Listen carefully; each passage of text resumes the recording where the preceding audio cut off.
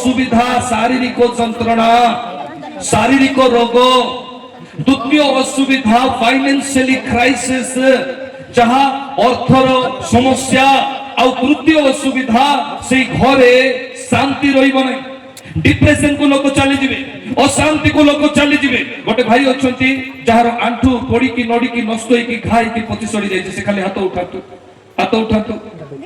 के हाथ उठातु कोन हे कि आपण एंती हेले जहार आंठू पची सड़ी जाय आंठू के से भाई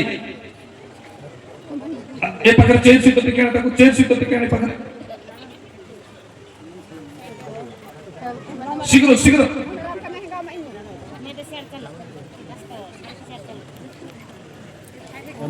ए पाखरे कोन हे कि आपण एंती हेले जर है किनते आइछि ए जर होला परे घा सब होई गला पड़ी जाई होछि आ ताको प्रेम तो प्रभु यीशु ख्रीस्त जेते बेले अधिकार देले आउ सेते बेले कोन कले ना असुचि आत्मा को दूर करिबा पई प्रभु अधिकार देले हालेलुया आमे असुचि आत्मा को जदि दूर करिबा नाही ताहेले मने रखंतु मो प्रिय प्रभु को लोक माने आमे सुस्थता को लाभ करि परिबा नाही असुचि आत्मा को जदि आमे दूर करिबा नाही मने रखंतु मो प्रिय लोक माने आमे आत्मिक जीवन रे आमे आगु को बढ़ी परिबा नाही असुचि आत्मा को जदि आमे दूर करिबा नाही मने रखंतु मो प्रिय माने आम जीवन रे जो प्रकार अनेक प्रकार समस्या रोग यंत्रणा कष्ट आसीबो दिनकर कथा प्रभु यीशु ख्रीस्त दिने प्रचार करुतिले किंतु ईश्वर को वाक्य अनुसार आ कोन हेछि ना हाराहारी 18 वर्ष धरी की गोटे मां रहितिला जे कि चाली पारु नथिला आउ तार समस्या कोन थिला लूक 13 पर्वर 16 पदरे लिखा जाए तेबे देखो 18 वर्ष व्यापी शैतान द्वारा का द्वारा शैतान द्वारा आबद्ध अब्राहम को कन्या ए स्त्री लोकटी अर्थात आमे जदि देखुछु 11 पदरे आउ देखो 18 वर्ष पर्यंत दुर्बलकारी आत्मा द्वारा आबष्ट जने स्त्री लोक सेठारे थिला से कुब्जा होई कोनोसी प्रकारे आपड़ा को सळक करि पारु नथिला से ठीक हे पारु नथिला से चाली पारु नथिला से भलो ही पारु नथिला किंतु जेते बेले प्रभु यीशु ख्रीस्त ईश्वरकर वाक्य प्रचार करुथिले आ सेही समय ता ठारे रहितिबा मंद आत्मा बाहरिबा को लागिला ता ठारे रहितिबा रोग बाहरिबा को लागिला ता ठारे रहितिबा यंत्रणा बाहरिबा को लागिला हालेलुया हालेलुया एतु आमे जानिबा दरकार मंद आत्मा द्वारा रोग आसीबो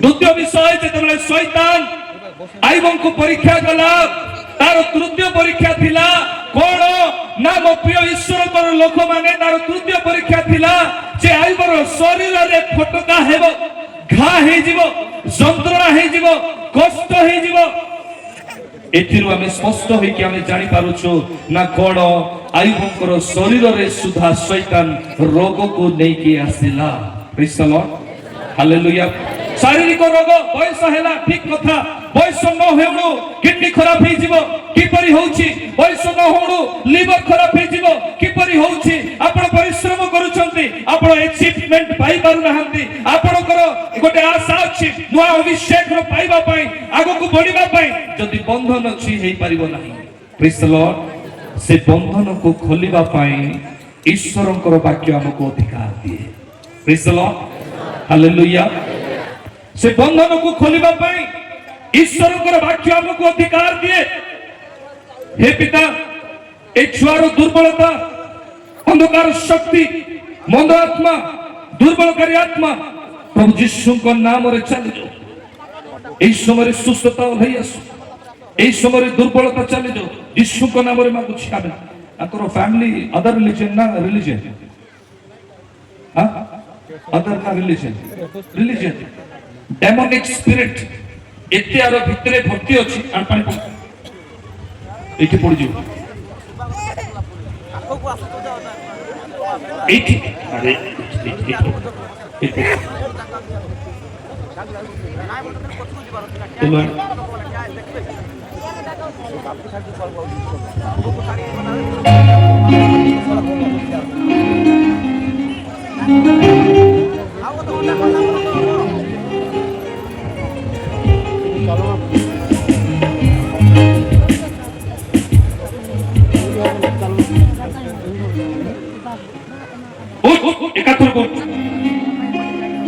मैनेज चल चल हे मेरे खुदा हे मेरे खुदा गीत गान सुन करिए हे मेरे खुदा हे मेरे खुदा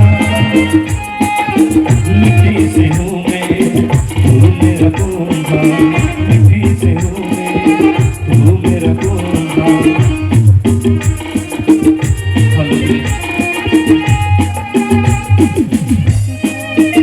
गाइबा लोक गीत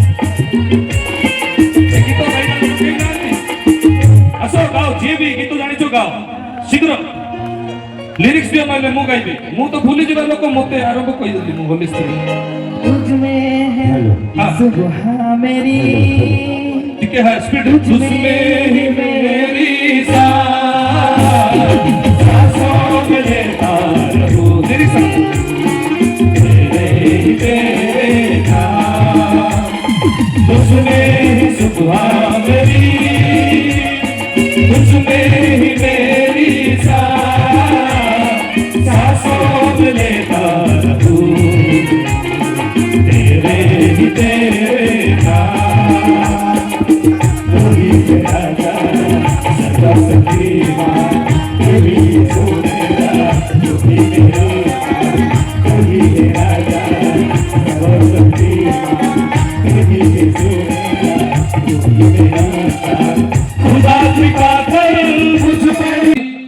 अनेक युवा युवती अनेक प्रभु दास मान थे जिते मत प्रभु आदेश कले कि जीवा सही समय सेवा कार्य आरंभ होगा पूर्व मो प्रिय प्रभु लोक मैंने अनेक प्रकार मो जीवन दुख आसला कष्ट आसला केतेबेले जेतेबेले कि हाराहारी 4 लाख टंकार दरमा को मु छाड़ी के आसी सेतेबेले खाद्य खाइबा को मिलिला नहीं एबे भी मने पड़े 2 टंका 75 पैसा गोटे बिस्कुट पैकेट पड़ुथिला आउ से tiger biscuit packet Britannia biscuit packet आमे प्रचार करबा को गला बेल को खाइला परे को गोटे बोरिंग रो पानी पी पी के आमे सेवा पाई बाहरुथिलु प्रेज द लॉर्ड मो प्रिय लोक माने एमिति परिस्थिति रे जितबेले मो सेवा कार्य आरंभ करबा को बाहरली समय आसिला मते ड्राइवर हेबा को पड़िला केबे ऑटो मु चलैछि केबे मैजिक मु चलैछि समय आसिला एठी काम करबा को पड़िला गार्ड काम करबा को पड़िला सिक्योरिटी काम करबा को पड़िला समय आसिला 12 दिन पई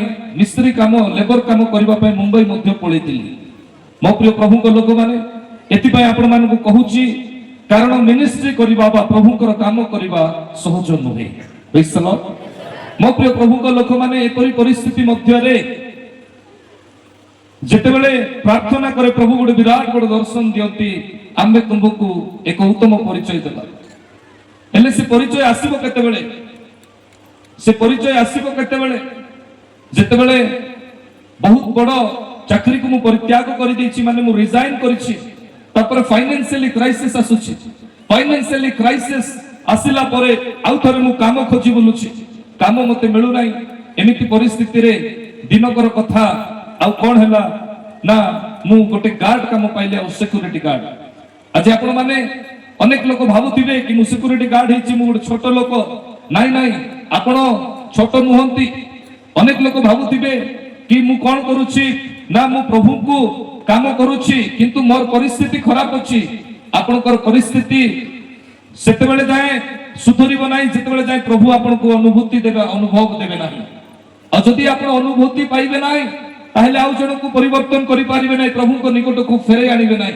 एमिति परिस्थिति समय रे जेतेबेले मो पाखरे किछि भी नथिला से समय रे मो बापा को कहिली कि बापा मते काम करिवार नाही मते से कोन करिवार नाही जॉब करिवार नाही मते मिनिस्ट्री करिवार अछि प्रभु मते बाछिसंती मते प्रभु आज्ञा दैछंती बापा कहले ठीक अछि तमे जाओ गोटे जगह काम मिनिस्ट्री करिवा पाई मो गोटे जगह रे जाईछि सेटु मते फोन कॉल आसिला आ 2 घंटा परे तो मो बापा आउ नाहंती घर रो बोझ मो ऊपर थिला घर रो प्रत्येक बोझ मो ऊपर थिला से परिस्थिति समय रे मते कोनोसी काम मिलिला नाही मो गोटे सिक्योरिटी गार्ड रे बैंक रे मु रहिली बैंक रो लोक मते जेतेबेले देखिले केते क्वालिफाइड लोक कहीं कि गार्ड काम करूछंती ହାରାହାରି ବର୍ଷେ ପରେ ଡିଜିଏମ୍ ଥରେ ଭିଜିଟ୍ ପାଇଁ ଆସିଥିଲା ଆଉ ସେ କହିଲେ କି ଆପଣ ଇଣ୍ଟରଭ୍ୟୁ କାହିଁକି ଦେଉନାହାନ୍ତି, ମୋର ବୟସ ନାହିଁ। ଆଉ ସେତେବେଳେ ମତେ ଇଣ୍ଟରଭ୍ୟୁ ବୟସ ପାଇଁ ସେ ରେକମେଣ୍ଡ କଲେ। 2ଟି ପୋଷ୍ଟରୁ ଗୋଟିଏ ପୋଷ୍ଟ ଆଉ ଓଡ଼ିଶାରେ ମତେ ମିଳିଲା। ପ୍ରେଜ୍ ଦ ଲର୍ଡ। ସେତେବେଳେ ମୁଁ ବହୁତ ଧନ୍ୟବାଦ ଦେଲି କି ପ୍ରଭୁ ଯାହୁ ମତେ ଏ ଗୋଟେ ପୋଷ୍ଟ ମିଳିଲା। ଏଥର ହାରାହାରି 37,000 ଖଣ୍ଡେ ମତେ ସାଲାରୀ ମିଳିବ। ଏମିତି ଦୁଃଖର ପରିସ୍ଥିତି ମଧ୍ୟରେ ଯେତେବେଳେ ସୁଖ ପଳେଇ ଆସିଲା ବହୁତ ଖୁସି ଲାଗିଲା, ବହୁତ ଖୁସି ଲାଗିଲା କି ପ୍ରକୃତରେ ଆଉ ଏବେ ଆଉ ଏମିତି ପରିସ୍ଥିତି ରହିବ ନାହିଁ। କିନ୍ତୁ ଦିନେ ରାତି ଅଧରେ ମୁଁ ଗୋଟେ ଦର୍ଶନ ଦେଖୁଛି, ପ୍ରଭୁ ଯୀଶୁ ଖ୍ରୀଷ୍ଟ କ୍ରୁଶରେ ଅଛନ୍ତି ଆଉ ସେ କହୁଛନ୍ତି ଏ ଜାଗାକୁ ତୁମେ ପଳେଇ ଆସ। ସେ ଜାଗାକୁ ମତେ ନାମ ନେଇକି ଡାକୁଛନ୍ତି, ବାବୁ ତମେ ଏ ଜାଗାକୁ ଆସ। ସେତେବେଳେ ମୁଁ ମୋର ଶରୀରକୁ ଦେଖୁଛି ଆଉ ଯେତେବେଳେ ମୁଁ ସେ ଜାଗାକୁ ଯେତେବେଳେ ମୁଁ ଗଲି ମତେ ପ୍ରଭୁ କହୁଛନ୍ତି ତମେ କ୍ରୁଶାର୍ପିତ ହୁଅ। ମୁଁ କହିଲି ପ୍ରଭୁ ଯେତେ ବଡ ବଡ ମେଘ ମରା ହେଇଛି ମୁଁ କଣ ସମ୍ଭାଳି ପାରିବି? ରକ୍ତ ଝରୁଛି ତମରୁ, ମୁଁ କଣ ତମ ପରି ସମ୍ଭାଳି ପାରିବି? ମତେ ପ୍ରଭୁ କହିଲେ ନା ପ୍ରକୃତରେ ତୁମେ ବ୍ୟତିବ୍ୟସ୍ତ ହୁଅଛ, ତୁମେ ଚିନ୍ତା କରୁଅଛ। ମୋ ପ୍ରିୟ ଲୋକମାନେ ମୁଁ ପ୍ରଭୁଙ୍କୁ ଜଣାଇଲି ଯେ ପ୍ରଭୁ ମୁଁ ଯେତିକି ତମକୁ ସ୍ନେହ କରେ ମୁଁ ନିଜକୁ ସମର୍ପିତ କରିବା ପାଇଁ ପ୍ରସ୍ତୁତ ଅଟେ। କିଏ କ୍ରୁଶରେ ଚଢାଇବେ, କିଏ ସେ ମେଘ ମାରିବେ, ମୁଁ ଚାହୁଁଛି ସେମାନଙ୍କୁ ଡକାଯାଉ। ସେତେବେଳେ ପ୍ରଭୁ ମତେ ଯେତେବେଳେ এই কথা শুনিলা পরে ধরিলা পরে মোর লাইটিং র পাওয়ার রে, উজ্জ্বলর পাওয়ার রে আউ মু ঝাড় পছিବାକୁ লাগিলি। মু দেখিলি মো নিদ ভাঙ্গিলা যে মু বেডସିଟ୍ রে ଅଛି। ଥଣ୍ଡା ଦିନ ଚାରିଆଡେ ଓଦା ହେଇ ସାରିଛି। ଆଉ ଥରେ ମୋ ସ୍ତ୍ରୀକୁ ଉଠେଇକି ମୁଁ କହିଲି କି ପ୍ରଭୁ ଚାହୁଁଛନ୍ତି କ୍ରୁଶାର୍ପିତ ହେବା ପାଇଁ, ପ୍ରଭୁ ଚାହୁଁଛନ୍ତି ସମର୍ପିତ କରିବା ପାଇଁ। সেই ପ୍ରକାର ପରିସ୍ଥିତି ମଧ୍ୟରେ ମୋ ସ୍ତ୍ରୀ ମତେ କହିଲେ ଆଗ ଲୋନ୍ ପଇସା ତମେ ସୁଝି ଦିଅ ତାପରେ ସେବାକୁ ବାହାରିଛ। ଆଜି ବି କେତେ ଜଣ ଥିବେ ନାଇଁ କି ଉଧାର ପଇସା ତମେ ସୁଝି ଦିଅ, ଲୋନ୍ ପଇସା ତମେ ସୁଝି ଦିଅ, ଯାହା ଫାଇନାନ୍ସ ର ପ୍ରୋବ୍ଲେମ ଅଛି ସୁଝି ଦିଅ ତାପରେ ତମେ ସେବାକୁ ବାହାର। ମୋ ପ୍ରିୟ ଲୋକମାନେ ଚାରିଆଡକୁ ଦେଖିଲା ବେଳକୁ ଅନେକ ପ୍ରକାର ପଇସାର ସମସ୍ୟା ଅଛି, ଅର୍ଥର ସମସ୍ୟା ଅଛି, ପରିବାରକୁ ନେଇକି ଚିନ୍ତା ଅଛି, ଅନେକ ପ୍ରକାର ବିଷୟ ଅଛି। ଏପରି ପରିସ୍ଥିତି ମଧ୍ୟରେ ମୁଁ ଚିନ୍ତା କଲି ନାହିଁ ଏଇ ଜାଗାରେ ଆଉ ମତେ ପ୍ରଭୁ କଥା କହିବେ ନାହିଁ। সেই ସମୟରେ ମୁଁ ଯେଉଁ ଚାକିରି ଛାଡିକି ଆସିଥିଲି ମୋ ସହିତ ଆଉ ଜଣେ କଲିଗ ଥିଲେ, ସେ କହିଲେ ମୋର ଭିସା ହେଇପାରୁ ନାହିଁ, ତମେ ଯଦି ଆସିକି ପ୍ରାର୍ଥନା କରିଦେବ ମୁଁ ତମ ପାଇଁ ଫ୍ଲାଇଟ୍ ଟିକେଟ କରିଦେବି। ମୁଁ କହିଲି ଠିକ ଅଛି ମୁଁ ଆସିବା ପାଇଁ ରେଡି ଅଛି। କୋଉଠି ବାଙ୍ଗାଲୋର, ମୁଁ ବାଙ୍ଗାଲୋର ବାହାରି ଗଲି, ପହଞ୍ଚିଲି ସନ୍ଧ୍ୟା 7ଟା ଅଧରେ। ଆଣ୍ଠୁ ମୁଁ ମାରିଛି 8ଟା 9ଟା 10ଟା 11ଟା 12ଟା ଘଣ୍ଟେ 2ଟା 3ଟା ଅଧରେ ମତେ ପ୍ରଭୁ ଉତ୍ତର ଦେଲେ କି ତମେ ପୁଣି ଥରେ ସମର୍ପଣ ହୁଅ, ତମେ ଚାକିରିକୁ ପରିତ୍ୟାଗ କର। ଆମେ ଗୋଷ୍ଠୀ ମାନଙ୍କୁ ବାଛିଛୁ ପରିବର୍ତ୍ତନ କରିବା ପାଇଁ, ଆଉ ଆଜିରୁ ଆମେ ତୁମକୁ ପ୍ରତିଜ୍ଞା କରୁଛୁ ତୁମର କୌଣସି ପ୍ରକାର ଅସୁବିଧା ହେବ ନାହିଁ। ପ୍ରେଜ୍ ଦ ଲର୍ଡ। ମୁଁ କହିଲି ଠିକ ଅଛି ପ୍ରଭୁ ମୁଁ ରିଜାଇନ୍ କରୁଛି। ସକାଳ 7ଟା ଅଧରେ ମୁଁ ରିଜାଇନ୍ କଲି। ବ୍ୟାଙ୍କର ଯେଉଁଠି ଜିଏମ୍ ମତେ କୋଅପରେଟ୍ କରିଥିଲେ ତାଙ୍କ ପାଖରୁ ମେଲ୍ ପଳେଇଲା, ଆଉ ମେଲ୍ ପଳେଇଲା ପରେ ସେ ମତେ ରିଟର୍ନ କଲ୍ କଲେ କଣ ଅସୁବିଧା ହେଇଛି। ମୁଁ କହିଲି ମତେ ବହୁତ ବଡ ସର୍ଭିସ ମିଳିଛି, ବହୁତ ବଡ ଚାକିରି ମିଳିଛି। ରିଟର୍ନ ଯେତେବେଳେ ମୁଁ ଜୟପୁର ହେଲି, ଜୟପୁର ହେଲା ବେଳକୁ ମୋର ସ୍ତ୍ରୀ ମତେ ଗୋଟେ କଥା କହିଲେ କି କଣ ତମ ପାଇଁ ଗୋଟେ ଖୁସି ଖବର କଣ ନା ମୁଁ ଗର୍ଭବତୀ ଅଛି, ଗୋଟେ ଛୁଆ ଅଛି, ଏବେ ଆଉ ଗୋଟେ ଛୁଆ ହେବ। ତାକୁ ଜଣା ନାହିଁ ତା ସ୍ୱାମୀ ଚାକିରିକୁ ଅଲରେଡି ପରିତ୍ୟାଗ କରିଦେଇଛନ୍ତି, ରିଜାଇନ୍ କରିଦେଇଛନ୍ତି। ମୁଁ କହିଲି ଏଇଟା କହିବା କଥା ନାହିଁ, ତଥାପି ମୁଁ କହୁଛି କାରଣ ଆପଣମାନେ ଅନେକ ଲୋକ ଏ ସାକ୍ଷ୍ୟକୁ ଶୁଣି ରଖନ୍ତୁ। ମୋର ଏଇ ସାକ୍ଷ୍ୟ ଗଜପତି ମାଟି ସହିତ ଜଡ଼ିତ ହେଇକି ଅଛି। ସେତେବେଳକୁ ମୁଁ କହିଲି ଗୋଟେ ମେଡିସିନ ଆଣିକି ଦଉଛି ଖାଇଦେ, କଣ ପାଇଁ? ଆଉ ନାହିଁ ମୋ ପାଖରେ 9,000 ଟଙ୍କା ଅଛି, ଆଉ ସେ 40,000 ବାଲା ସାଲାରୀ ମତେ ନାହିଁ। କାହିଁକି? ମୁଁ ପୁନର୍ବାର ମୋର ଚାକିରିକୁ ମୁଁ କଣ କରିଛି ରିଜାଇନ୍ କରିଦେଇଛି। ମତେ ପ୍ରଭୁ ଆଉ ଥରେ କହିଲେ, ସେ କହିଲେ ଠିକ ଅଛି। ଗୋଟେ ରୁମ ରେ ଆମେ ରହୁଥିଲୁ, ଆଉ ଗୋଟେ ଜାଗା ନଥିଲା ପ୍ରାର୍ଥନା କରିବା ପାଇଁ। ସେତେବେଳକୁ ଗୋଟେ ଜଙ୍ଗଲରେ ଗୋଟେ ଜାଗା ଅଛି, ସେଇ ଜାଗାରେ ମୁଁ ସବୁଦିନ ଯାଏ ପ୍ରାର୍ଥନା କରିବା ପାଇଁ। ସେଇଠି ଯାଇକି ମୁଁ ପ୍ରାର୍ଥନା କରୁଛି, ପରମେଶ୍ୱରଙ୍କର ଉପସ୍ଥିତି ଆସିଲା ଆଉ ମତେ କହିବାକୁ ଲାଗିଲେ କି ତୁମେ ଆମ ସନ୍ତାନକୁ କାହିଁକି ତୁମେ ନଷ୍ଟ କରିଛ। ମୁଁ କହିଲି ପ୍ରଭୁ ମୋ ପାଖରେ କିଛି ବି ନାହିଁ।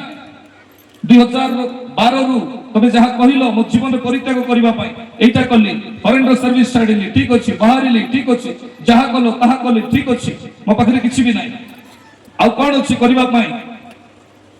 ମୋ ପ୍ରିୟ ପ୍ରଭୁଙ୍କ ଲୋକମାନେ, ମତେ ପ୍ରଭୁ କଥା କହିଲେ, ଆଜି ଆମେ ତୁମକୁ ପ୍ରତିଜ୍ଞା କରୁଛୁ, ତୁମ ଜୀବନରେ କୌଣସି ବିଷୟ ଆସିରୁ ଅସୁବିଧା ହେବ ନାହିଁ। ଯାହା ତୁମକୁ ଆମେ ଦେଇଛୁ ସେଇ ସନ୍ତାନକୁ ଆମେ ପୁନର୍ବାର ଗଠନ କରୁଛୁ, ଆଉ ସେଇ ସନ୍ତାନ ଜନ୍ମ ହେବା ପୂର୍ବରୁ ତୁମ ଜୀବନରେ ଯାହା ଆବଶ୍ୟକତା ରହିଛି ତାହା ସଫଳ ହେଇଯିବ। ମତେ ପ୍ରଭୁ କଥା କହିଲେ, ମତେ ଏବେ ବି ମନେ ପଡେ, ଜଣଙ୍କର ନାମ ମୁଁ ଶୁଣୁଥିଲି ଯେ କି କରାଡ଼ ବାବୁ ଥିଲେ।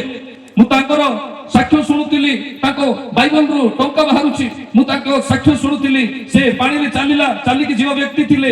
ଏମିତି ଓଡ଼ିଶାର ଆଉ ଗୋଟେ ବ୍ୟକ୍ତି ଥିଲେ ସାଧୁ ବାବୁ, ଯିଏକି ପ୍ରକୃତରେ ସେ ପ୍ରଚାର କଲା ବେଳକୁ କେବଳ ମଣିଷ ମାନେ ନୁହନ୍ତି, ବାଘ ମାନେ ମଧ୍ୟ ଶୁଣୁଥିଲେ। ଏପରି ବ୍ୟକ୍ତିକୁ ଶୁଣିଲା ପରେ ମୁଁ ତ ତାଙ୍କୁ ଜାଣି ନାହିଁ, ଦେଖି ନାହିଁ, ତଥାପି ମୋ ମନରେ ଗୋଟେ ଏମିତି ସ୍ୱପ୍ନ ଆସିଲା କି ହେ ପ୍ରଭୁ, ମୁଁ ଯଦି ଯିବି ତାହେଲେ ନିଶ୍ଚିତ ଭାବରେ ତାଙ୍କର କବରକୁ ପାଖକୁ ମୁଁ ଯିବି। ମାଟି ଧରିକି ମୋ ଆଖିରୁ ଲୁହ ବାହାରିଗଲା। କଣ ଓଡ଼ିଶାରେ ଏପରି ଏକ ବ୍ୟକ୍ତି ଥିଲେ? ମୋର ପ୍ରଶ୍ନ ହେଲା, ହେ ପ୍ରଭୁ, କଣ ସେ ଦାନ ମତେ ବି ଟିକେ ମିଳିବ କି? ଟଙ୍କା ବାଇବଲରୁ ମତେ ବି ଟିକେ ବାହାରିବ କି? ହାଲେଲୁୟା। ଏଇଥିପାଇଁ ଆଜି ମୁଁ ପ୍ରଥମ ଥର ସାକ୍ଷ୍ୟ କହୁଛି ଗଜପତିରେ। ସେତେବେଳେ ପ୍ରଭୁ କହିଲେ କାହିଁକି ନୁହେଁ। ହାଲେଲୁୟା। ମୋର ଏବେ ବି ମନେ ପଡେ, ପ୍ରଭୁ ମତେ କଥା କହିଲେ କଣ କି ଆମେ ତୁମକୁ ସବୁ ବିଷୟ ଦଉଛୁ। ରାତି ଅଧରେ ସେଦିନ ମୁଁ ପ୍ରାର୍ଥନା କରୁଛି, ହାତରେ ମୋ ପାଖରେ 9,000 ଟଙ୍କା ଅଛି, ଆଉ ତା ଛଡା କିଛି ବି ମୋ ପାଖରେ ଅର୍ଥ ନାହିଁ, ପଇସା ନାହିଁ, ଟଙ୍କା ନାହିଁ, କିଛି ବି ନାହିଁ। ଏପରି ପରିସ୍ଥିତି ମଧ୍ୟରେ ଧ୍ୟାନ ଦେଇ ଶୁଣନ୍ତୁ ମୋ ପ୍ରିୟ ଲୋକମାନେ, ପ୍ରଭୁ କହିଲେ ତୁମର ଆବଶ୍ୟକତାକୁ ଆମେ ପରିପୂର୍ଣ୍ଣ କରିବା। ମୁଁ କହିଲି ପ୍ରଭୁ ତମେ କଣ ପରିପୂର୍ଣ୍ଣ କରିବ? କଣ ତମ ପାଇଁ ଘର ଦରକାର? କଣ ତମ ପାଇଁ ଗାଡି ଦରକାର? କଣ ତମ ପାଇଁ ଟଙ୍କା ଦରକାର? ହଁ, କୋଉଠି? ଏଇଠି ତମେ ଯେତିକି ଦୂର ଦେଖିପାରୁଛ ତମେ ସେଇଠି ଘର କର। ମୁଁ କହିଲି ପ୍ରଭୁ, ଜୟପୁର ପରି ଟାଉନରେ ଏଇଟା ତମେ ପାଗଳ ନା ମୁଁ ପାଗଳ? ଏଇଟା ମୁଁ କଣ କରିବି? ଜୟପୁର ପରି ଟାଉନରେ ଏଇଟା କିଏ ପାଗଳ, କିଏ କଣ ଏଇଟା? ପ୍ରଭୁ କହିଲେ ଯଦି ବିଶ୍ୱାସ ଅଛି ତାହେଲେ ତମେ କର। ହାଲେଲୁୟା। ପ୍ରଭୁ ଯେତେବେଳେ ଜାଗତିକ ମଣିଷ, କିନ୍ତୁ ପ୍ରଭୁଙ୍କ ଦାସ ଭାବରେ ଟିକେ ଅଧିକ ବିଶ୍ୱାସ ଅଛି। ପ୍ରେଜ୍ ଦ ଲର୍ଡ। এই বিশ্বাসକୁ ଭର୍ତ୍ତି କଲା ବେଳକୁ 15 ଦିନ ହେଇଗଲା। 15 ଦିନ ହେଇଗଲା। ମୁଣାରେ 9,000 ଟଙ୍କା ଅଛି। ପ୍ରଭୁ ଜାଗା ଖଣ୍ଡେ ଦେଲେ, ଚାଲ ଗୋଟେ କାମ କରିବା, ଗୋଟେ ଇଟା, ଗୋଟେ ଟ୍ରାକ୍ଟର ସିମେଣ୍ଟ ଇଟା ନେଇକି ଆଣିବା, ଗୋଟେ ଫୁଟରେ ରଖିଲେ ବି ମୋର ଜାଗା ବୋଲିକି ରଖିହବ। ପ୍ରେଜ୍ ଦ ଲର୍ଡ। ସେତେବେଳକୁ ମୁଁ ଯାଇଛି ଇଟା ପାଇଁ। ବାଉଣ୍ଡରୀ ତାଙ୍କର ଡର ଅଛି, ମୁଁ ଘନ ଘନ ଶବ୍ଦ କରୁଛି, କେତେବେଳେ ସେମାନେ ଆସିବେ। ରାଗିଲି, ଆସୁନାହାନ୍ତି କଣ ପାଇଁ? ପ୍ରଭୁ କହିଲେ 3 ମହଲା ପାଇଁ ଘର କର, ଗୋଟେ ଟ୍ରାକ୍ଟର ଇଟା ନେଇକି ଯାଉ ନାହିଁ। ପ୍ରଭୁ, ମୁଣାରେ ଅଛି 9,000 ଟଙ୍କା, ତମେ କହୁଛ 3 ମହଲା ଘର କର? ଠିକ ଅଛି, କାଲି ମୁଁ ତିଆରି ଆରମ୍ଭ କରିବି। ଘର ତିଆରି କରିବା ପାଇଁ ପାଣିର ଆବଶ୍ୟକ ଅଛି କି ନାହିଁ? ଅଛି। ବୋରିଂ ଗାଡିକୁ ଡକା। ବୋରିଂ ଗାଡିକୁ ଡକା ହେଲା, ବୋରିଂ ଗାଡି ପଳେଇ ଆସିଲା। ବୋରିଂ ଖୋଳିବା ପୂର୍ବରୁ ଯେତେବେଳେ 40,000 ଆଡଭାନ୍ସ ମାଗିଲା, ମୋର ନିଦ ହଜିଗଲା। 40,000 ଟଙ୍କା ଆଡଭାନ୍ସ ଦିଅନ୍ତୁ।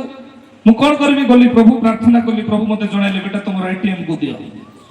एटीएम को जेतेबेले दिया हैला, से कहूची आज्ञा ये कोन एटीएम दउछंती, कोड नंबर दउछंती। आपण गोटे काम करत, आपण नियंतु बाहर 40,000 मते फोन करिवो, आ तापर स्टेटमेंट नै के आसीबो। से गला पैसा काढिला, कहिला आज्ञा ये 40,000 बाहरिला, आ केतेबेले जमा हेची, गोटे मिनिट आगरु 1,20,000 जमा हेची, 1,20,000 टंका जमा हेची।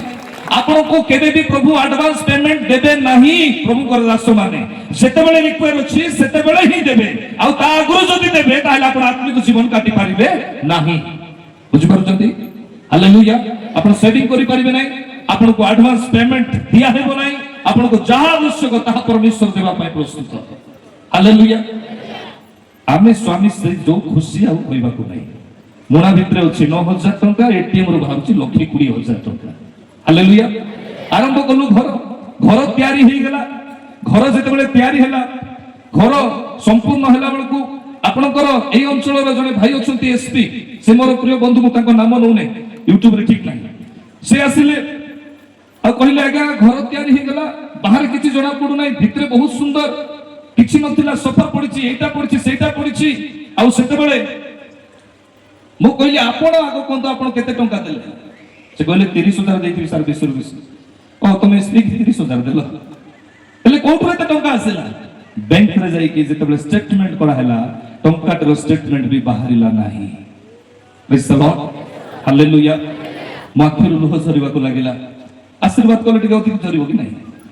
ଦୁଃଖ ବେଳେ ତ ଧରିବ ନାହିଁ, ନାଇଁ କି? ଟିକେ ଆଶୀର୍ବାଦକୁ ହେଇଗଲେ, ପାଇଗଲେ, ଟିକେ ହିଲିଂ ହେଇଗଲେ, ଆମ ଆବଶ୍ୟକତା ପରିପୂର୍ଣ୍ଣ ହେଇଗଲେ, ଆମେ ପ୍ରଭୁ କହିକି ପାଗଳ ହେଇଯିବା। ସେଇ ସମୟରେ ହେ ପ୍ରଭୁ ତମେ ଯୋଗାଉଛ। ମତେ ପ୍ରଭୁ କହିଲେ, ବେଟା ତମେ କୋରାଡ଼ ବାବୁଙ୍କର ମାଟି ଧରିକି କାନ୍ଦିଥିଲ ପରା। ଗଜପତି ସହିତ ଜଡ଼ିତ এই সাক্ষ্য কৌশি অভিষিক্ত ব্যক্তির পাদ কেবে মধ্যে বেকার জীব নাই মনে রাখন্তু।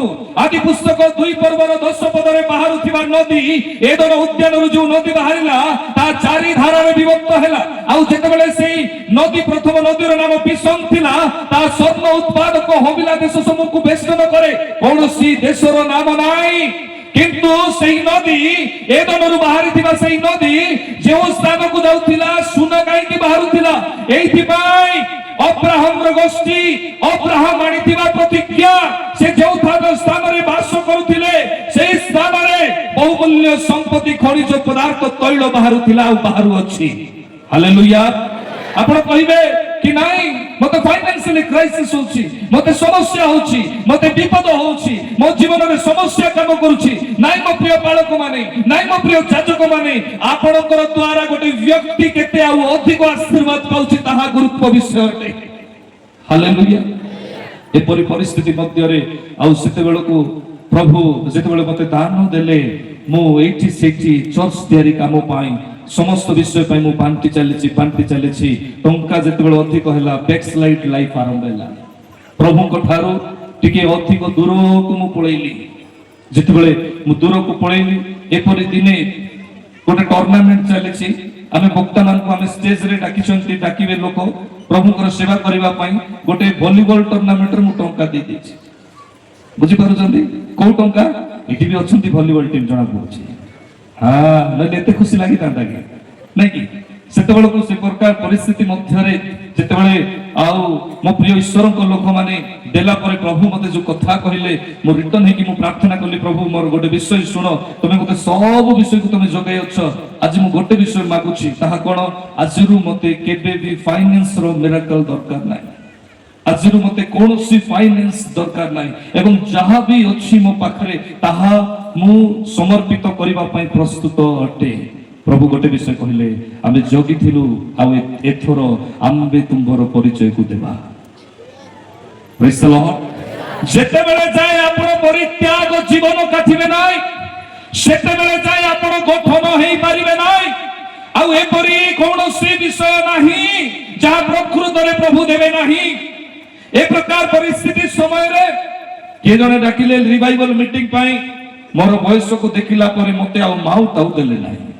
ଏ ଛୋଟ ଲୋକ କଣ ଏ ପ୍ରଚାର କରିବ, କଣ ସେ କହିବ?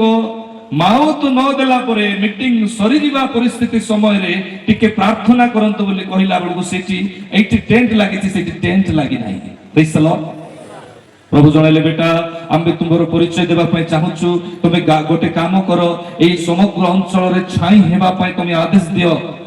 हे प्रभु यीशुଙ୍କ ନାମରେ ମୁଁ ଆଦେଶ କରୁଛି ଛାଇ ହେବା ପାଇଁ। ଲୋକମାନେ ଯେତେବେଳେ ସେ ଆଶ୍ଚର୍ଯ୍ୟ କର୍ମକୁ ଦେଖିଲେ, ଆଉ ସେତେବେଳେ ମୋର ନାମ ସମ୍ମୁଖରେ ଗୋଟେ ନାମ ଲେଖିଦେଲେ, ଭବିଷ୍ୟତ ବକ୍ତା। कि बोधे ताकू बादीर आत्मा मिली, भविष्य वक्तार आत्मा मिली। मु जानी नथिली प्रॉफिट कोन कहले कोन, मु जानी नथिली भविष्य वक्ता कहले कोन। एपरि परिस्थिति मध्यरे जेतबेले चालिला चालिला चालिला चालिला धीरे धीरे धीरे धीरे मो प्रिय लोक माने प्रभुकर वाक्य रे, प्रभुकर शक्ति रे, प्रभुकर सामर्थ्य रे आ धीरे धीरे धीरे धीरे मते प्रभु गढै आनिले। शिखुछि, आज भी शिखुछि। केबे ज्ञानी ही हेबोनी, केबे 100% जानी हेबोनी, मरिबा जाए प्रभु को निकट रे शिखी हेबो। Praise the Lord, hallelujah. मो प्रिय प्रभु को लोक माने वर्तमान आसुछि मो हिलिंग रो विषय को नै के जेतबे मु देखिली ओडिसा मध्य रे गोटे प्रभुकर दास जदि पाद दउछंती गोबर पानी को 5 थर छिंचुछंती, एपरी कल्चर अछि। गोटे लोक जदि बोरिंग रे जदि हाथ धोउछि ताहेले ताकू 7 थर पानी पका होछि। हे प्रभु, मु चाहुछि सेमाने जेपरी परिवर्तन हेबे। मु देखिली आत्मिक दान प्रति नम्रतार सहित के तृषित नाई। आज भी प्रथम कराड़ बाबू बाहरी थिले, द्वितीय कराड़ बाबू को मु सारा गजपति रे देखि पारु नाई। सेपरी अभिषेक, सेपरी सामर्थ, सेपरी मुख खोलिले कार्य हेबा विषय ହେଇ ପାରୁନାହିଁ, ମୁଁ ଦେଖି ନାହିଁ, ଖରାପ ଭାବିବେ ନାହିଁ।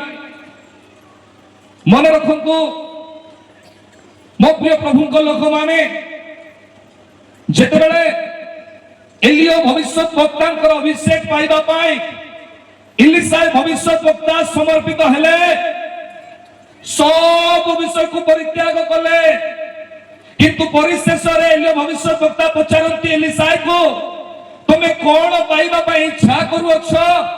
ସେତେବେଳେ ସେ କହିଲେ, ମତେ 2 ଗୁଣ ଅଭିଷେକ ଦରକାର। ହାଲେଲୁୟା। ସେ କହିନାହାନ୍ତି ତମେ ପାଇଗଲ, ସେ କହିଲେ ମୁଁ ଗଲା ବେଳକୁ ଯଦି ଦେଖି ପାରୁଛ ତାହେଲେ ତମେ ପାଇଗଲ। ପ୍ରେଜ୍ ଦ ଲର୍ଡ। ତାର ଅର୍ଥ କଣ? ଯଦି ସେ ଜୀବନ ସାରା ସେବା କଲା, ସେ ଛାଡ଼ିଲା ନାହିଁ, ତାର ସମ୍ପତ୍ତିକୁ ଛାଡ଼ିଦେଲା, ତା ପରିବାରକୁ ଛାଡ଼ିଦେଲା, ପ୍ରତ୍ୟେକ ବିଷୟକୁ ଛାଡ଼ିଦେଲା ପରେ ମଧ୍ୟ ସେ ଜୀବନ ସାରା ସେବା କଲା ପରେ ବି ଏଲିଓ ଭବିଷ୍ୟତ ବକ୍ତା କହୁଛନ୍ତି, ମୁଁ ଗଲା ବେଳେ ଯଦି ତମେ ଦେଖି ପାରୁଛ ତାହେଲେ ନା କଣ ତମେ 2 ଗୁଣ ଅଭିଷେକ ପାଇଛ। ଏଲିଶା ଭବିଷ୍ୟତ ବକ୍ତା ଅଭିଷେକ ଯେତେବେଳେ ପାଇଲେ, ମନେ ରଖନ୍ତୁ ତାହା କଣ ନା ଦିନକର କଥା, ଯେତେବେଳେ ତାହାଙ୍କର ମୃତ୍ୟୁ ପରେ ତାଙ୍କର ମାଂସ ନୁହେଁ, ତାଙ୍କର ହାଡ଼ ଥିଲା କବର ମଧ୍ୟରେ, ଆଉ ଗୋଟେ ବ୍ୟକ୍ତିକୁ ସେ ସ୍ଥାନରେ ପକାଗଲା। ସେ ମୃତ ବ୍ୟକ୍ତି ବଞ୍ଚିଗଲା। କାହିଁକି? ସମର୍ପିତ ବ୍ୟକ୍ତି ମାନଙ୍କର ଅଭିଷେକ କେବେ ସରେ ନାହିଁ। ହାଲେଲୁୟା। କାଲି ଆମେ ଏମିତି ଥିଲୁ, ପରଦିନ ଆମେ ସେମିତି ଥିଲୁ। ପ୍ରଭୁ ଆମକୁ ଏମିତି ବ୍ୟବହାର କରୁଥିଲେ। ଏହା ମଣିଷ ମୁଖ ପାଇଁ ଠିକ ଅଛି, ପ୍ରଭୁଙ୍କ ବାକ୍ୟ ପାଇଁ ନୁହେଁ, ଅଭିଷେକ ପାଇଁ ନୁହେଁ। ଅଭିଷେକର ଯୋଉ କଲିଂ ଅଛି, এই ଯୋଉ 5 ପ୍ରକାର ଆହ୍ୱାନ ଅଛି, ଆମକୁ ଜାଣିବାକୁ ପଡିବ ପ୍ରକୃତରେ ପରମେଶ୍ୱର କେମିତି ବ୍ୟବହାର କରନ୍ତି। ଦିନକର କଥା, ଯେତେବେଳେ ମିଖଲର ଛୁଆ ମୃତ୍ୟୁ ହେଲା ପରେ ଯେଉଁ ଭବିଷ୍ୟତ ବକ୍ତା ଏଲିଶା ଭବିଷ୍ୟତ ବକ୍ତାଙ୍କର ଦିନ ରାତି ସେ ସେବା କରୁଥିଲେ, ଦିନ ରାତି সেই ମିଖଲର ପୁଅ ମରିଗଲା ପରେ ସେ କଣ କଲେ? କବରକୁ ଦେବା ପାଇଁ ମନା କଲେ। ସେ କଣ କଲେ ନା ପ୍ରକୃତରେ ଏଲିଶା ଭବିଷ୍ୟତ ବକ୍ତାଙ୍କର ନିକଟକୁ ନେଇଯିବା ପାଇଁ ଗଦ ଉପରକୁ ରଖିଲେ। ପର୍ବତ ଉପରେ ଏଲିଶା ଭବିଷ୍ୟତ ବକ୍ତା ଅଛନ୍ତି, ତଳେ ମିଖଲ ତାର ମୃତ ସନ୍ତାନ ପୁଅକୁ ଧରିକି ଅଛି। କେହି କହିଲେ, ଆଜ୍ଞା ଆପଣଙ୍କର ସେବା ଯିଏ କରେ, ଆପଣଙ୍କର ଯତ୍ନ ଯିଏ ନିଏ, ସେ ତଳେ ଅଛି। ହାଲେଲୁୟା। ସେତେବେଳେ ଗିହେଜି ଭବିଷ୍ୟତ ବକ୍ତାଙ୍କୁ କହିଲେ, ଏଇ ଜସ୍ତି ନେଇକି ତମେ ଯାଅ, ଆଉ ମିଖଲର ମୃତ ସନ୍ତାନ ଉପରେ ତମେ ଛୁଆଇ ଦେବ। ଗଲା ବେଳକୁ କଣ କରିବ ନାହିଁ? କାହାକୁ କଥା ହେବ ନାହିଁ। কে নমস্কার কলে নমস্কার করিব নাই, কে প্রেজ দ্য লর্ড কলে প্রেজ দ্য লর্ড করিব নাই। সিধা সিধা তুমি নেই কি যাও। গিহেজি ভবিষ্যৎ বক্তা কু সিধা সড়ক ভাবরে এলিশা ভবিষ্যৎ বক্তা আদেশ দেলে, আউ যাইকি ছুঁইবা পাই কইলে, আজি যদি আপন নমস্কার করিবে, আপনকৰ পালক উত্তর দেবে নাই, আপন কোন কহিবে? ইয়ে ভলটা নাই কহিবে, কহিবে না নাই? সে ভলটা নাই কহিবে। ଯେଉଁମାନେ ଅଭିଷେକକୁ ଅତ୍ୟଧିକ ପରିମାଣରେ ରଖନ୍ତି, ସେମାନେ ଅଧିକ କଥାବାର୍ତ୍ତା କରିପାରିବେ ନାହିଁ। ଯେଉଁମାନଙ୍କୁ 5 ପ୍ରକାର ଆହ୍ୱାନରୁ ପ୍ରଭୁ ପ୍ରଫେଟ କଲିଂ ଦେଇଛନ୍ତି, ସେମାନଙ୍କୁ ଅଧିକ କଥାବାର୍ତ୍ତା ହେବାକୁ ମନା। ଏଥିପାଇଁ ଏଲିଓ ବିଷୟରେ ହଉ, ସାମୁଏଲ ବିଷୟରେ ହଉ କୁହାଯାଏ, ବାଇବଲ କହେ ମାନେ ବହୁତ କମ କଥାବାର୍ତ୍ତା କରୁଥିଲେ। ମୋ ପ୍ରିୟ ପ୍ରଭୁଙ୍କ ଲୋକମାନେ, ସେହି ସମୟରେ ଗିହେଜି ଭବିଷ୍ୟତ ବକ୍ତା ଆସିଲା ପରେ, ଛୁଇଁଲା ପରେ ମଧ୍ୟ ମିରାକଲ ହେଲା ନାହିଁ। ସେହି ସମୟରେ ମୃତ ଶରୀର ଉଠିଲା ନାହିଁ। ଦେଖିଲେ ମିଖଲ, ଆଉ ନାଇଁ ମୋର ଛୁଆକୁ ମୁଁ କବର ଦେଇପାରିବି ନାହିଁ, କଣ କରିବି? ଯୋଉଠି ଏଲିଶା ଭବିଷ୍ୟତ ବକ୍ତା ରହୁଛନ୍ତି ସେ ରୁମରେ ମୁଁ ନେଇକି ଯିବି। সেই রুমরে নেইকি যাইকি সে শুয়াই দেলে। তার মস্তকরে মস্তক, তার হস্তরে হস্ত, তার শরীর মধ্যরে যেতবেলে ইয়ে স্পর্শ কলে, পুনি থরে কোন হেলা না গোটে মৃত ব্যক্তি জীবিত পাইলা। হালেলুয়া। প্রথম বিষয়, কাহিকি মিখল ঘরে হিলিং হই পারলা নাই। দ্বিতীয় বিষয়, কাহিকি পর্বত মধ্যরে সুস্থতা হই পারিলা নাই।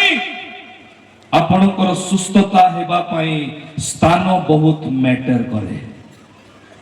ହାଲେଲୁୟା। ଆପଣ ହିଲିଂ ହେଲେ ଆପଣ କେମିତି ସ୍ଥାନରେ ରହୁଛନ୍ତି? ଆପଣ ଯଦି ସେମିତି ଖରାପ ପରିସ୍ଥିତିରେ ଏମିତି ଜାଗାରେ ଯୋଉ ଜାଗାରେ ମନ୍ଦ ଆତ୍ମା ଅଛି, ଯେଉଁ ଜାଗାରେ ଦୁର୍ବଳ ଆତ୍ମା ଅଛି, ଯେଉଁ ଜାଗାରେ ଅନ୍ଧକାରର ଆତ୍ମା ଅଛି, ସେଇ ଜାଗାରେ ଯଦି ଆପଣ ରହୁଛନ୍ତି ତାହେଲେ ଆପଣ ଈଶ୍ୱରଙ୍କର ବାକ୍ୟ ଅନୁସାରେ ସୁସ୍ଥତା ପାଇବେ ନାହିଁ। ଆପଣଙ୍କୁ ସୁସ୍ଥତା ପାଇବାର ଅଛି ତାହେଲେ ଏଇଠି ସ୍ଥାନକୁ ସର୍ବପ୍ରଥମେ ବୁଝିବାକୁ ପଡିବ। ଆଜି ବି ଅନେକ ଲୋକ ଅଛନ୍ତି କହିବେ, ଆଜ୍ଞା ଏଇ ଘରେ ଗଲାରୁ ମତେ ପ୍ରାର୍ଥନା କରିବା ପାଇଁ ଇଚ୍ଛା ହେଲା ନାହିଁ, ସେଇ ଘରେ କାହିଁକି ଇଚ୍ଛା ହେଲା, ଏଇ ଘରେ କାହିଁକି ଇଚ୍ଛା ହେଲା ନାହିଁ, ଗୋଟେ ଜାଗାରେ ଇଚ୍ଛା ହେଲା ସେଇ ଜାଗାରେ କାହିଁକି ଇଚ୍ଛା ହେଲା ନାହିଁ। ମନେ ରଖନ୍ତୁ, ଯେଉଁ ସ୍ଥାନରେ ଯଦି କିଛି ମନ୍ଦ ଶକ୍ତି କାମ କରୁଛି, ଦୁର୍ବଳ ଶକ୍ତି କାମ କରୁଛି, ଆପଣ ଯଦି ତାକୁ ପଠେଇ ପାରୁଛନ୍ତି, ତାର ବନ୍ଧନକୁ ଦୂର କରିପାରୁଛନ୍ତି, ଉତ୍ତମ ବିଷୟ। ଆଉ ଯଦି କରିପାରୁନାହାନ୍ତି, ସେ ସ୍ଥାନରୁ ଆପଣଙ୍କୁ ବାହାରିବାକୁ ଆସିବାକୁ ପଡିବ। କିଛି ସମୟ ପୂର୍ବରୁ ଗୋଟେ ଛୁଆକୁ ଧରିଥିଲେ, ଗୋଟେ ପୁଅକୁ କେତେ ଜଣ ଧରିଥିଲେ? ପାଖାପାଖି 7 ଜଣ ଧରିଥିଲେ। ସେ 7 ଜଣ ଧରିଲେ, ତାକୁ ଏପଟରୁ ସେପଟେ ନେଇଗଲେ। ତାର ବଳ ଏତେ ହେଲା ଯେ ସେ 5 ଜଣକୁ 7 ଜଣକୁ ଠେଲି ଦଉଛି। କିନ୍ତୁ ଯେତେବେଳେ ଏହି ସମ୍ମୁଖରେ ସେ ଆସିଲା, ସେ ପ୍ରଭୁ ଯୀଶୁଙ୍କର ନାମରେ ସୁସ୍ଥ ହେଇକି ନିରବ ହେଇଗଲା। କାହିଁକି? ପ୍ଲେସ୍ ମ୍ୟାଟର କରୁଛି। ବୁଝିପାରୁଛନ୍ତି? ବ୍ଲେସିଂ ପାଇବାର ଅଛି, ପ୍ଲେସ୍ ମ୍ୟାଟର କରୁଛି। ହିଲିଂ ପାଇବାର ଅଛି, ପ୍ଲେସ୍ ମ୍ୟାଟର କରୁଛି। ସ୍ପିରିଚୁଆଲି ଇମ୍ପ୍ରୁଭ ହେବାର ଅଛି, ପ୍ଲେସ୍ ମ୍ୟାଟର କରୁଛି। ସ୍ଥାନ ମ୍ୟାଟର କରୁଛି। ଆଉ ଯଦି ସ୍ଥାନ ଯଦି ମ୍ୟାଟର କରିନଥାନ୍ତା, ପ୍ରଭୁ ଯୀଶୁ ଇସ୍ରାଏଲରେ ନାହିଁ ଭାରତରେ ମଧ୍ୟ ଜନ୍ମ ହେଇଥାନ୍ତେ, ଆମେରିକାରେ ମଧ୍ୟ ଜନ୍ମ ହେଇଥାନ୍ତେ। ଯେଉଁ ବ୍ୟକ୍ତିଙ୍କର ନାମ କୁହାଗଲା ମାଥ୍ୟୁ 1:1 କି ଆଉ କଣ? ଅବ୍ରାହମଙ୍କର, ଟିକେ ପଢନ୍ତୁ ଶୀଘ୍ର। ଅବ୍ରାହମଙ୍କ ସନ୍ତାନ ଓ ଦାଉଦଙ୍କ ସନ୍ତାନ ଓ ଦାଉଦଙ୍କ ସନ୍ତାନ ଯୀଶୁ ଖ୍ରୀଷ୍ଟଙ୍କ ବଂଶାବଳୀ। ଏଇଠି ସ୍ପଷ୍ଟ ଭାବରେ ଆମେ ଦେଖିପାରୁଛୁ ଦୁଇଟି ନାମ। ଏମାନେ ପ୍ରତିଜ୍ଞାକୁ ଟାଣି ଆଣିବା ବ୍ୟକ୍ତି ଥିଲେ।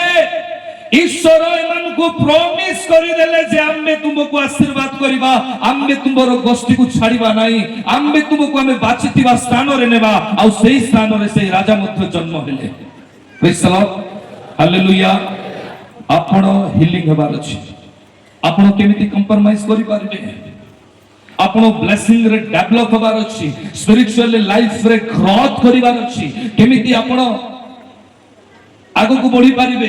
ଆପଣଙ୍କର ଇଚ୍ଛା ଥିବ କି ପ୍ରଭୁ ମତେ ଦର୍ଶନ ଦେଇ କଥା କୁହନ୍ତୁ। ମନେ ରଖନ୍ତୁ ମୋ ପ୍ରିୟ ଈଶ୍ୱରଙ୍କର ଲୋକମାନେ, ଯେତେ ବି ପରମେଶ୍ୱରଙ୍କର ମହାନ ଦାସ ମାନେ ଅଛନ୍ତି, ସେମାନଙ୍କର ସ୍ଥାନକୁ ପ୍ରଭୁ ମୁଭମେଣ୍ଟ କରିଛନ୍ତି। ଆଉ ସେମାନଙ୍କୁ କଣ କରିଛନ୍ତି? ପୁଣି ଥରେ ସେ ସ୍ଥାନରେ ଫେରାଇ ଆଣିବା ଭିତରେ ସେମାନଙ୍କୁ ଗଠନ କରିଛନ୍ତି। Hallelujah, hallelujah. ଆପଣଙ୍କୁ ଯେଉଁ ସ୍ଥାନରେ ଆନଏଣ୍ଟିଂ ଲିଡ୍ ହେଉଛି, ଅଭିଷେକରେ ଆପଣ ଫୁଲଫିଲ ହଉଛନ୍ତି, ଯୋଉଠି ଆପଣଙ୍କୁ ଇଚ୍ଛା ହଉଛି ପ୍ରାର୍ଥନା କରିବା ପାଇଁ, ଯୋଉଠି ଆପଣଙ୍କୁ ଇଚ୍ଛା ହଉଛି ପରମେଶ୍ୱରଙ୍କର ଶକ୍ତିକୁ ଜାଣିବା ପାଇଁ, ମହସୁସ କରିବା ପାଇଁ, ସେଇ ସ୍ଥାନ ଆପଣଙ୍କ ପାଇଁ ଅତି ଜରୁରୀ ଅଟେ। Hallelujah, hallelujah. ଏବେ ଟିକେ ମୁହଁ ଯାକ ଟିକେ ଗୋରା ଗୋରା ଦେଖାଗଲା। ଆସିଲା ବେଳକୁ ଟାଣି ଦେଇଥିଲା, କାହାର କାହାର ମୁହଁ ଫୁଲି ଯାଇଥିଲା ନାଇଁ କି? ଏବେ ଟିକେ ଟିକେ ପ୍ରେଜେନ୍ସ ଆସିଲା। ସେ ଆସିନଥିବେ ହିଲିଂ ହେଇଯିବ କି? ବନ୍ଧନ ଚାଲିଯିବ କି? ନାଇଁ। ଏଥିପାଇଁ କୁହାଗଲା କଣ ନା, ତମେ 2ରୁ 3 ଜଣ ଯଦି ମୋ ନାମରେ ଏକ ହେବ। ପ୍ରେଜ୍ ଦ ଲର୍ଡ। ଆମେ ହଜାର ହଜାର ଲୋକ ରହିବା, କିନ୍ତୁ ଆମର ମନ ଏକ ହେବ ନାହିଁ, ପରମେଶ୍ୱରଙ୍କ ପାଇଁ ତୃଷିତ ହେବ ନାହିଁ, ଆମେ ଡାକ ପକେଇବା ନାହିଁ, କିଛି ହେଇପାରିବ ନାହିଁ। ହାଲେଲୁୟା। ସର୍ବପ୍ରଥମେ ଯେଉଁମାନେ ଚାଲି ପାରୁନାହାନ୍ତି ସେମାନେ ହାତ ଉଠାଇବେ, କେବଳ ହାତ ଉଠାଇବେ। ଯେଉଁମାନେ ଚାଲି ପାରୁନାହାନ୍ତି ସେମାନେ କେବଳ ହାତ ଉଠାଇବେ। ମୋ ଆଡେ ସିଧା ଆଉ ଠିକ ସେ ଦେଖ। ପ୍ରଭୁ ଯୀଶୁଙ୍କ ନାମରେ ତତେ ମୁଁ ସୁସ୍ଥତା ଘୋଷଣା କରୁଛି। এই সময় উঠ, তোতে ମୁଁ କହୁଛି ଉଠ, তোতে ମୁଁ କହୁଛି ଉଠେ, ଉଠେ, ଉଠ ଯୀଶୁଙ୍କ ନାମରେ, ଉଠ, ଉଠ ଯୀଶୁଙ୍କ ନାମରେ। ଆମେନ୍। ଆକୁ ବଢ। ଯେଉଁମାନେ ଚାଲି ପାରୁନାହାନ୍ତି ତାକୁ ଟାୱାର ତେଲ ସାଇଡ କରିବେ, ଲଗେଇବେ। ଅନଲି ଟାୱାର ଉପରେ ରହିଲେ। ଯେଉଁମାନେ ଚାଲି ପାରୁନାହାନ୍ତି ମୁଁ ସେମାନଙ୍କ ପାଖକୁ ଆସିବି, ଯାହାର ଇନଷ୍ଟାଣ୍ଟ ମିରାକଲ ପଜିଟିଭ ଅଛି ସେମାନେ ଚାଲିବେ, ଯାହାର ସ୍ଲୋ ରିକଭରି ପଜିଟିଭ ଅଛି ସେମାନେ ଧୀରେ ଧୀରେ ଧୀରେ ଧୀରେ ରିକଭରି ହେବେ। ଆପଣ ଭାବିବେ ନାହିଁ ଯେ ଆପଣ ରିକଭରି ହେବେ ନାହିଁ, କେହି ମଧ୍ୟ ଉଠିବେ ନାହିଁ, କେହି ମଧ୍ୟ ଉଠିବେ ନାହିଁ, କେହି ମୋ ପାଖେ ଆସିବା ଦରକାର ନାହିଁ। ଯେଉଁମାନେ ଚାଲି ପାରୁନାହାନ୍ତି ସେମାନେ ଖାଲି ହାତ ଉଠାନ୍ତୁ, ଯେଉଁମାନେ ଚାଲି ପାରୁନାହାନ୍ତି।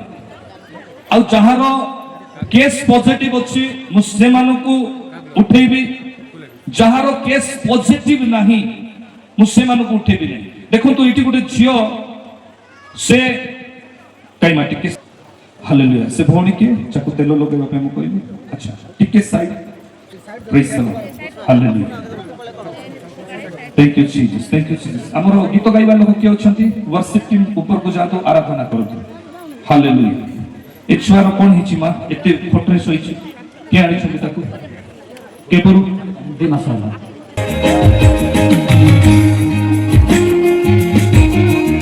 ବହୁତ ସୁନ୍ଦର ଭାବରେ ଗୀତ ଗାଉଛନ୍ତି, କିନ୍ତୁ କାଲି ୱର୍ସିପ ଗୀତ ଯାକ ସବୁ ଆପଣମାନେ ପ୍ରିପେୟାର କରିକି ରଖିବେ। ଆଉ ଯଦି ୱର୍ସିପ ନାହାନ୍ତି ତାହେଲେ ୱର୍ସିପରକୁ ରଖିବେ, ଯେମିତି ଆମେ ଦିଲ୍ଲୀକୁ ଆଗକୁ ନେଇପାରିବା, ଅନେକ ଲୋକ ସୁସ୍ଥତା ହେଇପାରିବେ। ବୋଲ ୟେଶୁ ମସିହ କି ହାଲେଲୁୟା, ହାଲେଲୁୟା। ପ୍ରଭୁ ମହାନ ପରମେଶ୍ୱର ଅଟନ୍ତି ମୋ ପ୍ରିୟ ଲୋକମାନେ। ଆଜି ଆମେ ଦେଖୁଛୁ କେମିତି ଗୋଟେ ବ୍ୟାଡ୍ ଲାଇଫରେ ଥିବା ଛୁଆକୁ ପ୍ରଭୁ ବଳ ଦଉଛନ୍ତି, କେମିତି ଥରୁଥିବା ବ୍ୟକ୍ତିକୁ, ଚାଲି ପାରୁନଥିବା ବ୍ୟକ୍ତିକୁ ପ୍ରଭୁ ବଳ ଦଉଛନ୍ତି। ହାଲେଲୁୟା। ଆପଣ ଯଦି ଏ ଜାଗାରେ ଅଛନ୍ତି, ହୃଦୟକୁ ଖୋଲା କରୁଛନ୍ତି, ଆଜି ସକାଳେ ଆମେ ଶୁଣୁଥିଲୁ ଈଶ୍ୱରଙ୍କର ବାକ୍ୟ ଯେ ମାଛର କଳଜା ହୃଦୟକୁ କାହିଁକି କରାଯାଏ? ଏଥିପାଇଁ ଯେତେବେଳେ ଯାଏ ଆମମାନଙ୍କର ହୃଦୟ ଖୋଲା ହେବ ନାହିଁ, ସେତେବେଳେ ଯାଏ ପବିତ୍ର ଆତ୍ମାଙ୍କର ଶକ୍ତି ଓହ୍ଲାଇ ଆସିବ ନାହିଁ। ହାଲେଲୁୟା। এই যে সভা মধ্যে আসিথিবা মো প্রিয়র পরিবার লোকমানে হেইপারে আপন দূর দূরান্তরু আসিছন্তি, হেইপারে আপন কষ্ট করিছন্তি, হেইপারে মো প্রিয় লোকমানে আপনক জীবনরে অনেক দুঃখ রয়েছে, কিন্তু মু বিশ্বাস করুছি প্রভু সে বন্ধনরু মুক্ত করিবা পাই যাউছন্তি। হালেলুয়া। যে কোনসি প্রকার মোর এবে বি মনে পড়ে সে ঝিওর, সে ছুয়ার দেহ আন্টুকু ছুইলা বেলে আন্টু টাণ হয়ে যাইছে, পাটি করুছি ছুইলে তাকে, পাটি করুছি, চিৎকার করুছি, তার দেহর এতে জ্বর, পুরা বডির পার্ট পার্ট হইকি কাই তা বাপা কুଆଡେ গলা? তা বাপা কাই তাକୁ তা বাপা না ভাই କିଏ ଆଣିଥିଲା? ତା ବଡିରେ ପୁରା ଗରମ ହେଇ ଯାଇଥିଲା ସବୁଆଡେ। ଝିଅ ଏ ବାପା, ଏ ଛୁଆର ଝିଅ କୁଏ ବାପା ନା କି? ଓକେ, ଆଚ୍ଛା ବାପା ଆସିନାହାନ୍ତି। ମୋ ପ୍ରିୟ ପ୍ରଭୁଙ୍କ ଲୋକମାନେ, ଆପଣ ଚାହିଁବେ ଯେ ପ୍ରଭୁଙ୍କର ଦାସ ମତେ ଛୁଅନ୍ତୁ, ମନେ ରଖନ୍ତୁ ମତେ ଯିଏ ପଠେଇଛନ୍ତି ସେ ଆପଣଙ୍କୁ ଛୁଇଁବା ପାଇଁ ପ୍ରସ୍ତୁତ ଅଛନ୍ତି। ଆମେନ୍। ମୋ ପାଇଁ କୌଣସି ରିଭାଇଭାଲ ମିଟିଂ ମୁଁ ଯାଇପାରେ ନାହିଁ, ଟାଇଟ୍ ସେଡ୍ୟୁଲ ରେ କିମ୍ବା ଅନ୍ୟମାନଙ୍କ ପରି ମୋର ସେବା କାର୍ଯ୍ୟ ନୁହେଁ। ଯେତେବେଳେ ଏ ଜାଗାର ମିଟିଂ ଆସିଲା, ତା ପୂର୍ବରୁ ବହୁତ ମିଟିଂ ଆସିଛି, କିନ୍ତୁ ମତେ ପ୍ରଭୁ କହିଲେ ବେଟା ଆମ ସନ୍ତାନ ମାନଙ୍କ ପାଖକୁ ଯାଅ। Hallelujah, hallelujah. ଆଜି ସେ ତ ଡାକିବା ପାଇଁ, ସେ ତ ସୁସ୍ଥ କରିବା ପାଇଁ, ସେ ତ ବନ୍ଧନରୁ ଦୂର କରିବା ପାଇଁ, ମୁକୁଳାଇବା ପାଇଁ ଇଚ୍ଛା କରନ୍ତି। ହାଲେଲୁୟା। ଆପଣ ଯଦି ଇଚ୍ଛା କରନ୍ତି ଏ 2 ଦିନ ଭୁଲି ଯାଆନ୍ତୁ ଭୋକ ଶୋଷ। ପ୍ରେଜ୍ ଦ ଲର୍ଡ। କାଲି ସକାଳେ ଆରମ୍ଭ ହେଲେ ଆଉ ମୁଁ ମାଉଥ ଦେବି ନାହିଁ, ଏ କମିଟିର ପ୍ଲାନିଂ ମୁଁ ଶୁଣିବି ନାହିଁ, ଦୁଃଖ କରିବେ ନାହିଁ। ଆରମ୍ଭ ହେଲେ ଏକାଥରକୁ ସରିବ ଆଉ ଖାଦ୍ୟ ଖାଇକି ପଳେଇବେ। ପ୍ରେଜ୍ ଦ ଲର୍ଡ। ଆଉ ପେଟେ ଖାଦ୍ୟ ଖାଇକି ଏଠି ଆସିଲେ ଡାକିଲେ ହେବ ନାହିଁ, ବୁଝିପାରୁଛନ୍ତି? ପେଟେ ଖାଦ୍ୟ ଖାଇବେ ଆଉ ପ୍ରଭୁ ଆସ ଆସ କହିଲେ ହେବ ନାହିଁ, ବୁଝିପାରୁଛନ୍ତି? Hallelujah, hallelujah. ଖୁସି ଅଛନ୍ତି? ବସିବା ଆଜି? ହଁ, ଘରେ ଗଲେ ଗାଳି କିଛି କରିବେନି ତ? ପ୍ରେଜ୍ ଦ ଲର୍ଡ, ହାଲେଲୁୟା। ଯଦି ଆପଣଙ୍କ ଭିତରେ ଯଦି କାହାର ଦେହରେ ଯଦି ପୋକ ହେଇଯାଇଛି, କ୍ୟାନ୍ସର, ଯଦି ଏମିତି କିଛି ନଷ୍ଟ ହେଇଯାଇଛି, ତାହେଲେ ଆପଣମାନେ ଯଦି ଆସିବେ 2ଟା ଟାୱଲ ଆଉ 2 ବାଲ୍ଟି ପାଣିକୁ ଆପଣମାନେ ନେଇକି ଆସିବେ। ସେଥି ମଧ୍ୟରେ ମୁଁ ଆପଣମାନଙ୍କୁ ସୂଚନା ଦେବା ପାଇଁ ଚାହେଁ, ମୋ ପ୍ରିୟ ପ୍ରଭୁଙ୍କ ଲୋକମାନେ, ଏ ଜାଗାରେ ଆପଣ ତେଲ ପାଣି ଆଣିକି ଦେଇଛନ୍ତି। এই তেল পানি কেমতি পাদ তলে ঢোলা যায় ନାହିଁ, ଖରାପ ଭାବିବେ ନାହିଁ। এইটা ମୁଁ ତେଲ ଆଣିଛି ଦେବା ପାଇଁ ବୋଲି କହୁ ନାହିଁ। ଆପଣ ଦେଖୁଛନ୍ତି ହିଲିଂ ବେଳକୁ ମୁଁ ସ୍ପେଶାଲି ଅଏଲ ମଗାଉଛି, ଆଉ ଯେଉଁ ଅଏଲ ଯେତେବେଳେ ହାରଣକୁ ଯାଜକ ପଦରେ ନିଯୁକ୍ତ କରାଗଲା, ସେତେବେଳେ ଅଭିଷେକାର୍ଥେ ତୈଳକୁ ଅଣାଗଲା। ମନ୍ଦିରରେ ତୈଳକୁ ରଖାଯାଏ, ଅଭିଷେକ କରାଯାଏ। ଅଭିଷିକ୍ତ ଦାସ ମାନେ ଆଉ କଣ କରନ୍ତି, ତାକୁ ଅଭିଷେକ କରନ୍ତି। ମୋ ପ୍ରିୟ ଲୋକମାନେ, ଅଭିଷେକାର୍ଥେ ତୈଳକୁ ଅଣା ହେଇଛି। ଯେଉଁମାନେ ନେବା ପାଇଁ ଇଚ୍ଛା କରିବେ ସେମାନେ ଗାଡିରେ ନେଇ ପାରିବେ। ତାର ବ୍ୟବହାର ମୁଁ ଆପଣଙ୍କୁ କହିବା ପାଇଁ ଚାହୁଁଛି। ଯଦି ଏ ଜାଗାରେ ଅନେକ ଲୋକ ଅଛନ୍ତି, ମତେ କହିବେ ସିକଲିନ୍ ହେଇଛି, ମତେ କହିବେ ଇନଫେକ୍ସନ ହେଇଛି, ମତେ କହିବେ କ୍ୟାନ୍ସର ହେଇଛି, ମୁଁ ଆପଣଙ୍କୁ କହିବା ପାଇଁ ଚାହୁଁଛି ୱିଦିନ୍ 21 ଡେଜ୍ ଭିତରେ ଯଦି ଆପଣଙ୍କର ହିଲିଂ ପଜିଟିଭ ଅଛି, 3 ଡ୍ରପ୍ ଅଏଲ ଖାଦ୍ୟରେ ମିଶାଇବେ ଆଉ ତାପରେ ଆପଣ ବ୍ୟବହାର କରିବେ। ଆପଣଙ୍କ ରିପୋର୍ଟ ଚେଞ୍ଜ ହଉଛି ନା ନାହିଁ ମତେ ଆସିକି କହିବେ। ଆପଣଙ୍କ ରିପୋର୍ଟ ବି ଚେଞ୍ଜ ହଉ ନାହିଁ ମତେ ଆସିକି କହିବେ। ଦ୍ୱିତୀୟ ବିଷୟ, ଆପଣଙ୍କୁ ଯେକୌଣସି ଡିଜିଜ ହଉଛି, ଯେକୌଣସି ରୋଗ ହଉଛି, ସେଇ ରୋଗ ଆମେ ଜାଣିବା ଦରକାର ନା ସେଇ ରୋଗ କେମିତି ସୁସ୍ଥତା ହେବ। ତୃତୀୟ ବିଷୟ, ଆପଣ ମାନଙ୍କୁ ଯଦି ସୌଭାଗ୍ୟତା ମିଳୁଛି, ସୁସ୍ଥତା ପାଇଲା ପରେ ପ୍ରଭୁଙ୍କର ଦାସ ମାନଙ୍କର ପାଖରେ ଘର ନେବେ ଆଉ ସେ ପାଖରେ ରହିବେ। ସେମାନଙ୍କୁ ପଚାରିବେ, ଈଶ୍ୱରଙ୍କର ବାକ୍ୟ ଅନୁସାରେ ଉତ୍ସାହିତ ହେବେ। ଯଦି ଆପଣ ମାନେ ମଣ୍ଡଳୀ ସହିତ ସହଭାଗିତା ନାହାନ୍ତି, ଆପଣ ମାନେ ସୁସ୍ଥତା ପାଇଲା ପରେ ଆପଣ ମାନେ ସହଭାଗିତାକୁ ଆପଣ ମାନେ ସାମିଲ ହେବେ, ପାଖର ମଣ୍ଡଳୀକୁ ଆପଣ ମାନେ ଯିବେ। ମୋ ପ୍ରିୟ ପ୍ରଭୁଙ୍କ ଲୋକମାନେ, ନାଇଁ ଯଦି ହେଇପାରୁନାହିଁ, ମୋର ଘର ଆପଣଙ୍କ ପାଇଁ ଖୋଲା ଅଛି। ପ୍ରେଜ୍ ଦ ଲର୍ଡ, ହାଲେଲୁୟା। ଆପଣ ମାନେ ଆସିବେ ଆଉ ମୋ ପାଖରେ ରହିକି ସୁସ୍ଥତା ହେଇକି ଆପଣ ମାନେ ଫେରିବେ। ଏଇ ଏତେ ବଡ ବିଷୟକୁ ଏଇ 2 ଦିନର ସଭାରେ ବୁଝେଇବାଟା ଏତେ ସହଜ ନୁହେଁ, ସରିବ ନାହିଁ। ଏତେ ବଡ ବଡ ବିଷୟ ଆପଣଙ୍କ ଜୀବନ ରହିଥିବା 30 ବର୍ଷ, 12 ବର୍ଷ, 5 ବର୍ଷ, 10 ବର୍ଷ। ମୁଁ ଦେଖୁଥିଲି ଏ ଯୋଉ ଛୋଟ ଝିଅ ଗୋଟେ ଅଣା ହେଇଛି, ତାକୁ ପଲିଓ ଟାଇପ ର ଗୋଡ ବଙ୍କା ହେଇଯାଇଛି। ସେଇ ମାର ଗୋଡ ବଙ୍କା ହେଇଯାଇଛି। ଯେତେବେଳେ ଡିଜିଜ ଟା କଣ କରେ, 3rd ଲେଭେଲ କୁ ଚାଲିଯାଏ। 1st ଲେଭେଲ ର ଯଦି ଡିଜିଜ ହେଲା, ଯଦି ସ୍ପିରିଟ ଏଫେକ୍ଟେড ଡିଜିଜ, ଆପଣଙ୍କର କଣ ହେବ ନାହିଁ, ରିପୋର୍ଟ ବାହାରିବ ନାହିଁ। 70% ଡିଜିଜ 2nd ଲେଭେଲ ର ରିପୋର୍ଟ ବାହାରିବ। ଆମେ କଣ କରିବା, ରିପୋର୍ଟ ଅନୁସାରେ ଆମେ କାମ କରିବା, ଆମେ ଆମର କର୍ତ୍ତବ୍ୟ ମଧ୍ୟ। କିନ୍ତୁ ଶାରୀରିକ ରୋଗ ଯଦି ନୁହେଁ, ଆତ୍ମା ପ୍ରଭାବିତ ଯଦି ରୋଗ ଅଟେ, ତାହେଲେ ତାହା ଟ୍ରିଟମେଣ୍ଟ କଲେ କିଛି ବି କାମ ଦେବ ନାହିଁ। ମନେ ରଖିଥାନ୍ତୁ, 2nd ଲେଭେଲ ରୁ ଯଦି 3rd ଲେଭେଲ କୁ ପଳେଇଲା, ସୁସ୍ଥତା ହେବା ଭୟଙ୍କର ବିଷୟ ଅଟେ, ହେବାଟା ବହୁତ କଷ୍ଟ ଅଟେ।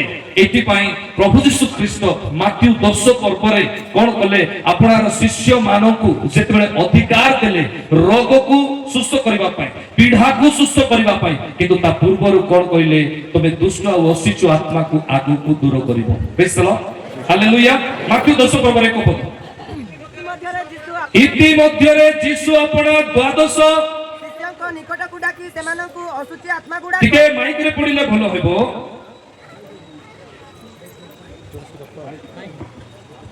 ଇତିମଧ୍ୟରେ ଯୀଶୁ ଆପଣ 12 ଶିଷ୍ୟଙ୍କୁ ନିକଟକୁ ଡାକି ସେମାନଙ୍କୁ ଅଶୁଚି ଆତ୍ମା ଗୁଡାକ ଛଡାଇବା ନିମନ୍ତେ ସେମାନଙ୍କ ଉପରେ ଅଧିକାର ଦେଲେ।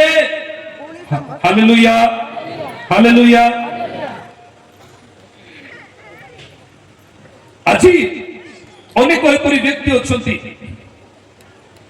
ଯେଉଁମାନେ ପ୍ରାର୍ଥନା କଲା ବେଳକୁ ଅଶୁଚି ଆତ୍ମାକୁ ଦୂର କରିବେ ନାହିଁ। ଅଶୁଚି ଆତ୍ମାକୁ ଦୂର କଲା ବେଳକୁ ତୁ ଯିବୁ ନା ନାହିଁ ବୋଲେ ସେ ଯିବ କି? ଯିବ କି? ଯିବ ନାହିଁ। ଆପଣଙ୍କୁ କମାଣ୍ଡିଂ ପ୍ରେୟର କରିବାକୁ ପଡିବ, ଆଦେଶ ଦେଇକି ପ୍ରାର୍ଥନା କରିବାକୁ ପଡିବ। ଅଶୁଚି ଆତ୍ମା ଯେତେବେଳେ ଜଣଙ୍କର ପାଖରେ ପ୍ରବେଶ କରିବ, ଯେତେବେଳେ ଜଣଙ୍କର ହୃଦୟରେ ପ୍ରବେଶ କରିବ, ମନ୍ଦ ଆତ୍ମାରୁ ଯଦି ଗୋଟେ ପରିବାରରେ ଯଦି ରୋଗ ଆସିବ, 3 ପ୍ରକାର